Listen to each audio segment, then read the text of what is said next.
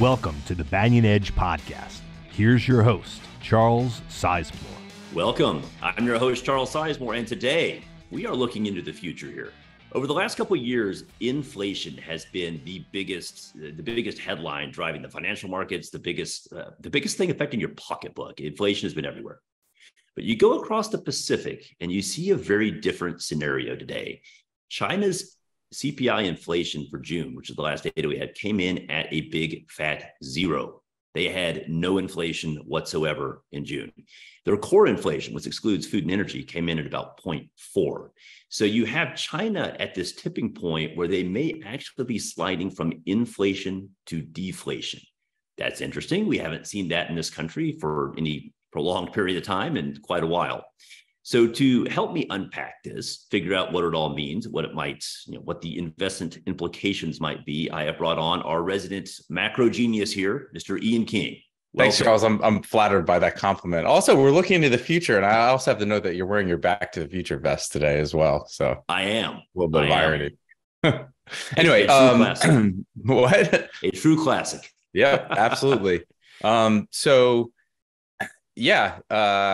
What do you want to talk about? First of all, like the Chinese numbers, I always take with a huge grain of salt, right? I mean, they are you suggesting that China might lie on their stats or bend the truth a little? No, they never would. Not China.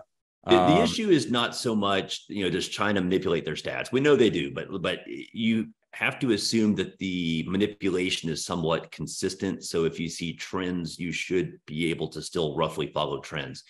And in China, it's interesting. A post-COVID phenomenon for them has actually been falling inflation. They really have been struggling to catch a bid there.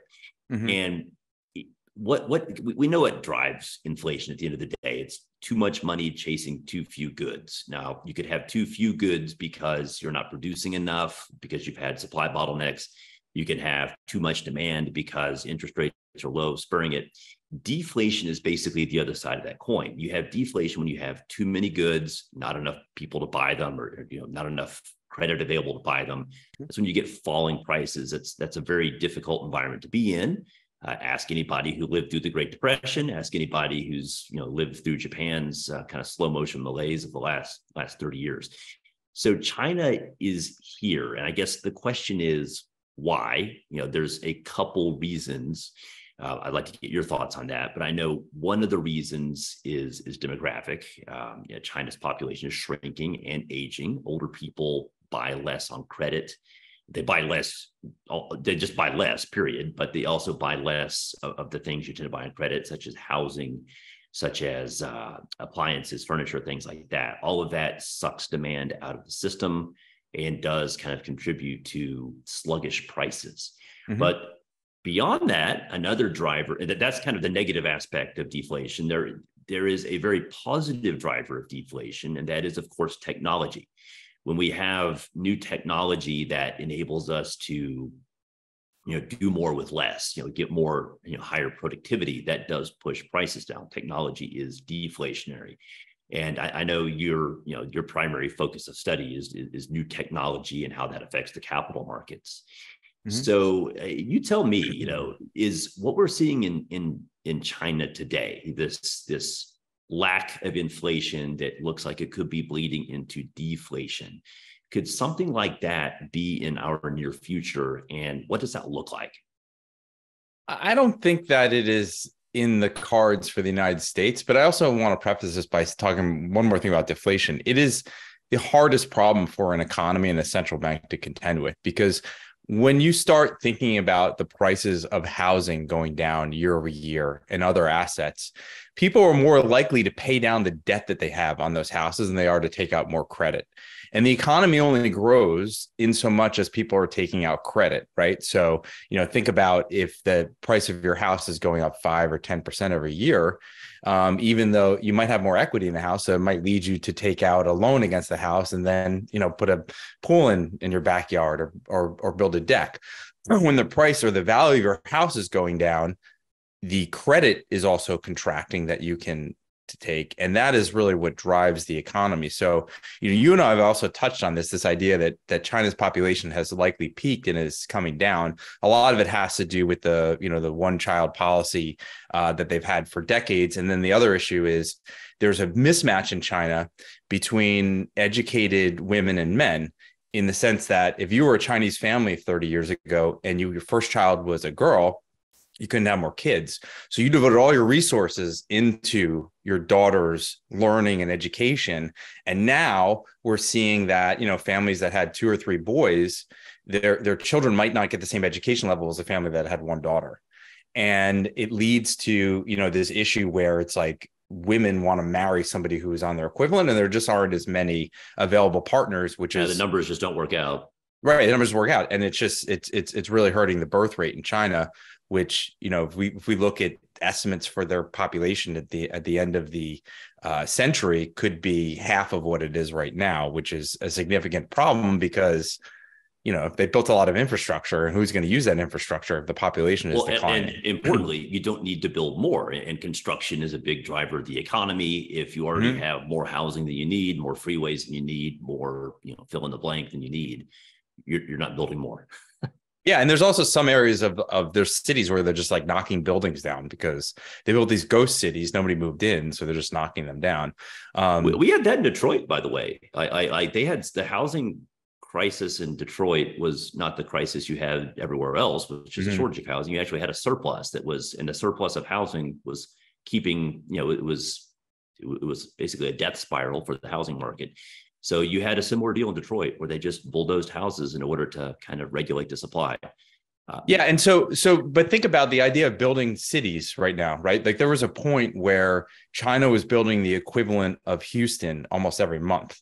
And now we're going into a time period, I believe, that people are going to be leaving cities, moving to the suburbs because of a couple of dynamics. Number one is technology is allowing us to work from home. So you don't need to live in a crowded city. You might only need to commute a couple of days a week, right? So you might as well just buy a house in the suburbs. I think we're seeing that dynamic in a lot of cities here in the United States where prices have gone up. And so, that is going to be an issue for China to contend with, which is going to lead to even more deflation because there's no demand for the apartments that they've built. Yeah. Well, let's take this a slightly different direction, though. So we get like kind of at that macro level that kind of a dearth of demand can cause prices to fall. That kind of becomes a self-fulfilling prophecy. If I know prices are going to fall, I'm not going to buy today. I'm going to wait until tomorrow or the next day or the next year, 5 years from now, because I know I'm going to pay less. That becomes sort of a self-fulfilling prophecy, and it becomes hard to dig out of that. But beyond that, there's also this technological component to deflation. And while the US will probably escape the worst parts of Chinese deflation, which is kind of demographic based and all that, the technological component is something that likely will impact us. I know right now our industry, well, we're dealing with a worker shortage. We don't have enough workers to man our businesses. So every company in America is invested. They're throwing the kitchen sink at artificial intelligence, at robotics, at automation, at anything they can do to kind of replace human labor or get more juice out of their human labor. So let's talk about that. Like what trends do you see there, and what's where do you see that going? Well, obviously, we're entering into the golden age of AI, and I don't think that is any secret, especially what we've seen this year. AI, what's that? I've never heard of that. I read a report last week that JP Morgan said that 45% of the gains in the stock market this year could be attributed to artificial intelligence. And that's not AI bots. That is people investing in AI companies, NVIDIA, Microsoft, Apple, Meta. The other thing, too, is that when I think about how will the economy grow and how will we achieve widespread prosperity, the one economic indicator I look at is total factor productivity. And that's basically like given a number of inputs, how much output can you get? And if you look at, and I'll show the chart that I spoke about on the Banyan Edge Sunday update. If you look at total factor productivity in the United States, you see that it climbs throughout the 1950s and 1960s. It flatlines in the 70s, a little bit of in the 80s, but it really takes off in the mid 90s with the advent of the internet. And then it climbed to about the financial crisis. In the last decade, we haven't really seen a rise. I have a theory on that, by the way. What is it? The internet? The total factor productivity really leveled off around 2008 or so, right? Yep. When did the iPhone come out? Oh, you think that people are too busy on their iPhones doing things? Yes. That they're not putting enough effort into work? It's a difficult and hard to test hypothesis, but yes, that is actually my theory that the advent of the iPhone destroyed productivity in America. I think of it like by 2010, a lot of companies had already absorbed whatever software they were going to use to kind of eliminate a lot of middle market jobs. Of course, you had the digestion of the technologies that were implemented in the 90s, of course. But if you look at the total factor productivity chart, it looks like, you can't really run a technical analysis on economic indicator, but it looks like we're set to turn higher. And there's a number of things that are coming, with AI and generative AI, self-driving cars and all types of new use cases in developing, pharmaceuticals. And obviously, I think a huge use case that's going to happen probably sooner than later is creating entertainment for yourself using generative AI. And it's ironic because, I also think about what are the catalysts going to be, right? What's going to pull this technology and forward and let people adopt it. And there's this story. Have you ever heard of the automated elevator story, the automated elevator saga? Well, do tell us.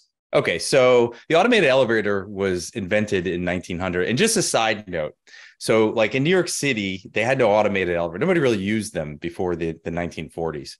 And my hedge fund was in a building right on Madison Square Park in this old cast iron building that was famous because the band Kiss had a recording studio on the second floor. So on a side note, we used to have like random Kiss fans that would like break into the building and try to take photos of the stairwell. But we had and no automated elevator. We actually had the superintendent, Bobby, would have to, it harkened to an olden days where you get in the cage and Bobby used to, take you up to the sixth floor, which is where our fund was. And, it was kind of nice greeting someone every morning and saying hi to Bobby, talking about how the Mets are losing again. And, but the problem obviously is like if Bobby wasn't there, then you had to like go up like 5 flights of stairs to get the elevator. But the story about the automated elevator in New York is that they didn't see widespread adoption initially for like 40 years. But then there was an elevator strike in New York City in 1945. And within there was no elevator operators. So people who worked in skyscrapers couldn't get to, the 50th floor, or at least they had to like walk up steps. And it led to about $100 million in losses in tax receipts in New York in 6 months.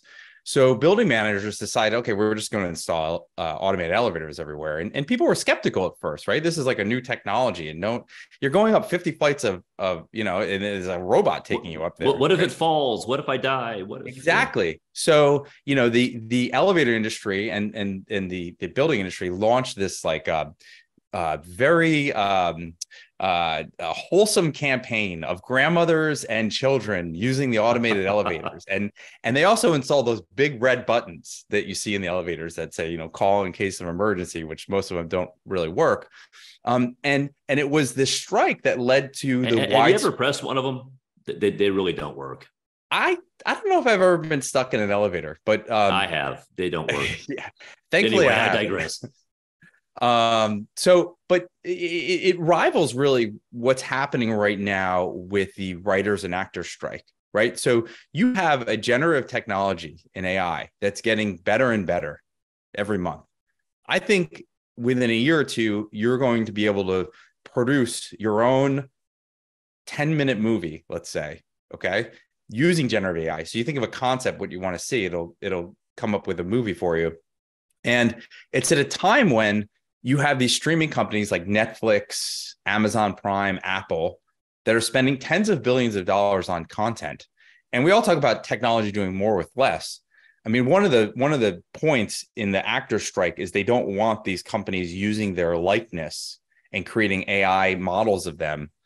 And the studios are, they don't want to sign on the dotted line there because, in the future, they're just going to create their own generative actors and create their own movies. But I think that, Ian, do you watch Black Mirror on Netflix? By the way, it's some of the best dystopian sci-fi ever. But yeah, actually, the last series, the first episode had something that was similar where exactly they had a yeah. generative Salma Hayek, and that was good stuff. That show's been pretty predictive of the future, by the way. If you look back at season 1, which I think was like 5 years ago, there are some things that are happening right now that season 1 predicted. So, the creators of that show have the gift of prophecy. I am convinced they have been blessed with the gift to see the future. But anyway. Well, I think they consult with futurists. Like, I think the writers talk to futurists to figure out what's happening in the next 5-10 years. No, I'm convinced they get visions from the Almighty that actually let them see the future. That's what I'm suggesting. Yeah, I wouldn't be surprised if some of those shows were actually written by ChatGPT this year. But so just think about like some of these ideas where it's like, did you watch The Sopranos? Of course. Yeah, everybody watches The Sopranos. Like, but we don't know what happens to Tony at the end. We already have like our own theories, right? Did they get shot or like who knows? Because they went black and they played that Journey song at the end. But it's like, imagine in a year or two, you can like tell AI to like create the next episode of The Sopranos. And on that note, there's actually a funny show called Portlandia where it's like they binge watch this series, and then at the end of it, like they need more, so they kidnap the writer to make him write more episodes. Which is, sometimes I feel that way about some of these series. Oh, that's like the Stephen King. Was it Misery? Yeah, I believe that Stephen King wrote something like that. But anyway. and what's her name? And in the basement. So, my point is that the catalyst for generative AI and the adoption is going to come faster because of what's happening now with the writers and the actors strike. And, I just think that Hollywood better watch itself because we have seen major disruption in industries that thought that they had a stronghold in something, right? I mean, the idea that Netflix spends $15 billion a year on content, like that could be easily disrupted. And what would that do to Netflix's profit margins? I mean, the company would be, infinitely profitable if it was able to produce this content, in a way that it didn't need to like spend $100 million filming a series, paying actors, each $20 million or whatever they get just to film, 10 episodes. So I think that is probably a major disruption that I would watch out for. And at the same time, Disney loses money on their streaming services, but they could actually be profitable in a couple of years, given generative AI. Yeah, no, for sure. At that point, you wouldn't now it's cheaper to make an animated movie than it is to make a live action movie because you have to pay. I mean, it's not like it's free. You still have to pay people to animate. You still have to pay the voiceover actors. But with this, you wouldn't even need the voiceover actors anymore. Like that's just done by AI. Exactly. I mean, it's kind of frightening, but it's good for the consumer, right? Because it's going to bring prices down. Costs will come down for the companies, and hopefully they will pass on some of that cost saving to their consumer. Because I don't know about you, I cut my cord just to like save money, so I just stream everything. But I've got 10 different services plus like I have to stream like live TV, and it's almost as much as doubled my bill by the time you add it all up. It's also I don't go to the movies that often, but once in a while I'll take my kids to see whatever the latest Marvel superhero flick is or whatever. I'm always shocked by how expensive the tickets have become. And it becomes kind of a circular problem of, probably I would go to the movies more if they were cheaper. I don't go that often because it's expensive. And because probably a lot of people think like I do, they have to keep it expensive. So anyway, this potentially breaks that cycle. And also on that note, I think that the quality of TV program on Netflix and Amazon Prime is on par with movies. And, you can watch these series that have like 10 episodes, right? So you get 10 hours. It's like a 10-hour movie, and it allows more time for character development. Because, you watch like a 2-hour movie and it's like, all right, it's an action movie and there's a lot of action going on, but there's no plot line to follow or anything like that, which, the one caveat I would say with generative AI, if we're making our own series, you take away the idea that people can discuss series. So I do think that you're going to need some type of centralized creator, because people want to, get on a Zoom call and talk about like the last episode of Succession and what happened. I think there is going to be room for like personalized entertainment, but I think a lot of it is still going to be centralized and controlled by Netflix and Apple and Amazon Prime, because they also have the marketing budgets. It does go back to kind of our central theme of the day is still just deflation. Mm-hmm. And what we are looking at is a massive compression of pricing in the entertainment industry. Even if you still have kind of some of the main studios producing the content, you still have, the same people being the creative genius behind it. They're still going to need far fewer people to execute. They're going to need, they'll be able to charge a lower price and still make potentially much fatter profits. So that is kind of the positive side of deflation, just for the world to see right here. Yeah, absolutely. We'll have deflation there, but we still have to contend with other areas of inflation that technology hasn't quite solved out in the economy.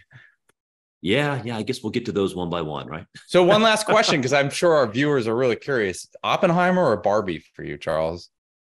I haven't seen either. Okay. I do have a young daughter, so I'll probably get stuck seeing Barbie at some point. I've actually heard it's entertaining. Mm-hmm. Oppenheimer would probably be more my style. Okay. Same here. My daughter's too young to see Barbie. I'm not taking a 3-year-old to see Barbie, but anyway, maybe in 5-10 years, who knows? Yeah, when it streams on Netflix, we'll watch it then.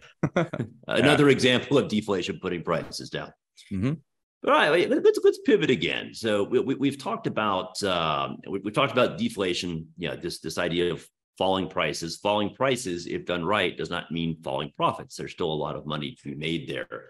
And we talked about how AI is a very big part of that. Now, I know that you've also been looking, you've been looking at some investment plays using AI, and I know you found some you like. So why don't you share with us? Oh, I'm happy to. So this is the year of AI, and there are ways to invest in AI, right? So, you could have bought NVIDIA or AMD, Microsoft. There's some smaller mid-cap companies, which we have in some of our other services, that have shown some pretty strong returns. But there's also ways to invest with AI. Now, this is not something that we developed here at Banyan Hill, but my good friend Keith Kaplan over at Tradesmith worked with a team of engineers and machine learning researchers to figure out how that a algorithm, using the top levels of AI right now, can find signals through the noise, because there's a lot of noise going on in the markets, right? Always. But so it's hard for one person or like one human to like cipher through all different technical indicators, economic indicators, earnings reports. But I do think that what he has created will enable people to boost their alpha in their portfolio. Now, a lot of the trades that he's developed are shorter term, 2 weeks, 3 weeks, a month. But they have been very accurate in the back testing, and as long as they've been running the system so far. But, they're not it's different from what we do, which is like we take like a minimum of a 1-year approach, 3-5-year approach to figure, but it's easier to forecast where things are going to happen in the short term using all of these inputs and using machine learning. So I was able to speak to Keith. We put together a presentation. If people want to check it out, we can include the link in the show notes. But I do think what he has developed is groundbreaking. And I also think there's a little bit of urgency here, because I find that like things that Keith Kaplan develops, especially with like the VQ Stop and Tradesmith, it's like you can get this through him now. And there's advantages to it. Or, in a couple of years, it takes for like Fidelity or TD Ameritrade will come out with a similar platform, right? But by then, you're much further behind everybody else. Yeah, it's old news. So, to me, it's always like you got to jump on and embrace whatever prevailing technology is in this day and age. And right now, it's obviously AI. Well, what I think is interesting about this is, what is the essence of technical analysis? It's looking for patterns, right? Mm-hmm. It's looking for, it's pattern recognition. But at the end of the day, there's only so much the human eyes can see. There's only so much the human brain can process. And there's patterns that are happening under the scenes that you don't even see. And the beauty of a program like this is it's able to penetrate all of that. Like it's able to find patterns and even look at had data sets that you didn't think to look at. You only have so much time in your day. You can't track everything. And beyond that, what works in the market in one window doesn't necessarily work in the next. It may be momentum's doing well right now. It may be that value does well next week. I like, or whatever, pick your factor, right? The same factors don't always work all the time. So the beauty of a system like this is it's able to identify what's working now. And that's nice. Like, that's not something that you're going to be able to get on your own. Absolutely. And, did you hear my story about Mr. Henry? I don't know that I did. Okay. So I talked about this on last week's podcast. So when I was a trader on Wall Street, I worked with this guy. I'm not going to name him, but I call him Mr. Henry because he made reservations for us at Smith Walensky once and used that name.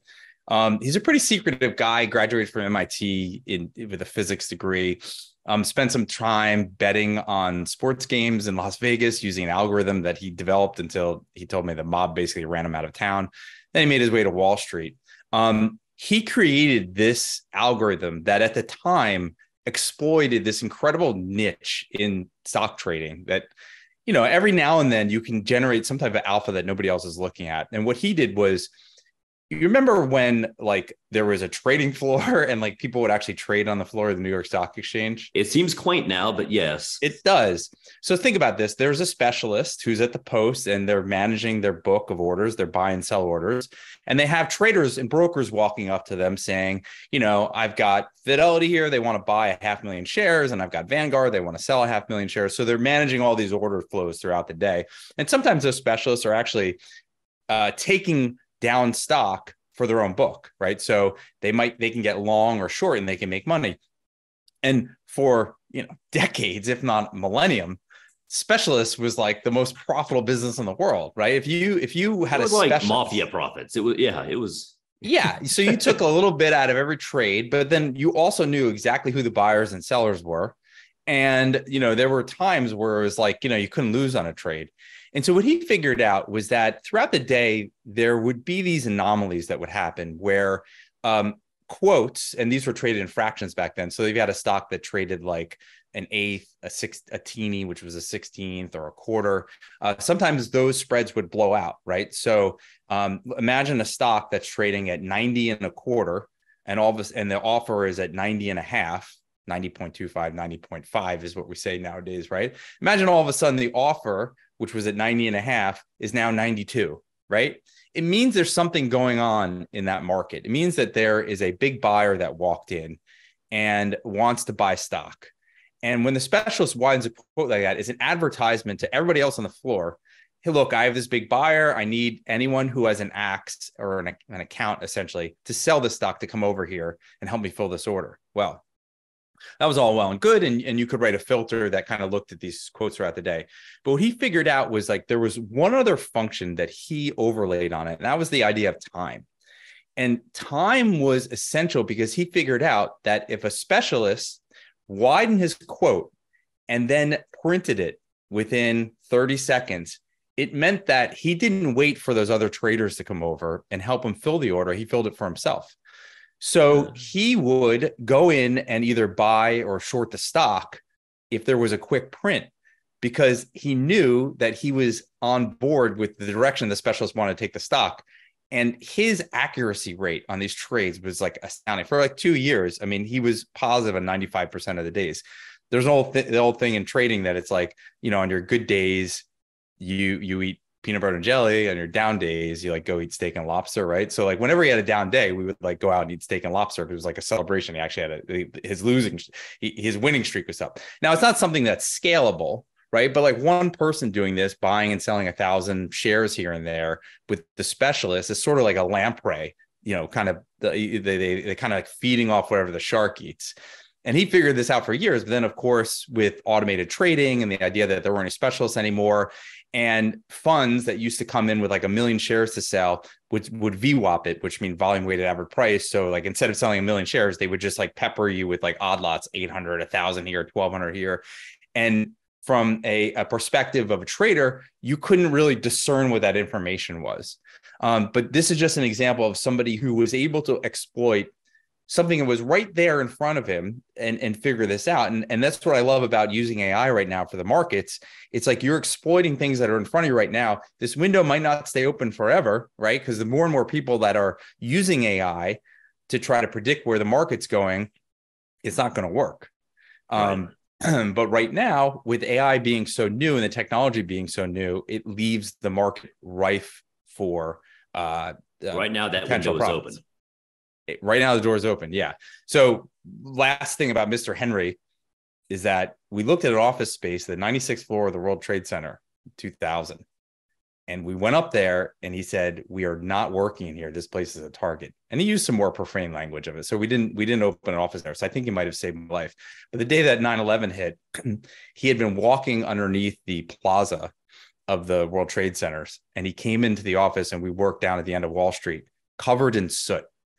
And he was like, at the time, the news was reporting that it was a small plane. And he said, that was not a small plane. I get chills thinking about this story. He said, and he used a lot more profane language. Basically, we are under attack. That was not a small plane. I saw it.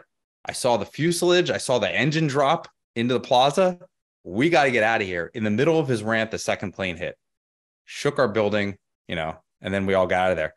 That was the last time he was ever in New York City. He went home that night, left to the beaches somewhere in South Carolina, and has never come back. So, that was the end of his saga. He still traded, but he never came back to New York after that. Didn't want to have to deal with another terrorist attack after New York, after 9/11. So, yep. I'm sure he's out there somewhere. I don't think he's watching this, but thank you for saving my life and persuading us not to open up an office on the 96th floor of the World Trade Center. So he may be very well running an AI bot that searches for his name on the internet. He may find this video from his own AI usage. He's probably living like in a remote corner of Thailand right now, doing something like that. Anyway. Well, on that note, Ian, thanks for bringing that to our attention. We will put a link below for anyone interested in learning about how they can use AI to boost their stock returns. I really encourage you to give that a look. These guys do excellent work. I've used their services for years. I'm personally very excited about this. Mm-hmm. And on that note, Ian, we are out of time. Thanks for joining us. Thanks for sharing your insights on deflation, on AI, on the automation of elevators back in the automated elevator story. That's a good one. Yeah. Decades ago, and what that portends for the future of entertainment today. So thanks for coming on, and thanks to our viewers for logging in, and we'll see you again next week. Thanks for having me, Charles. Take care, everyone. Thank you. Until then, guys, go out and make yourself some money.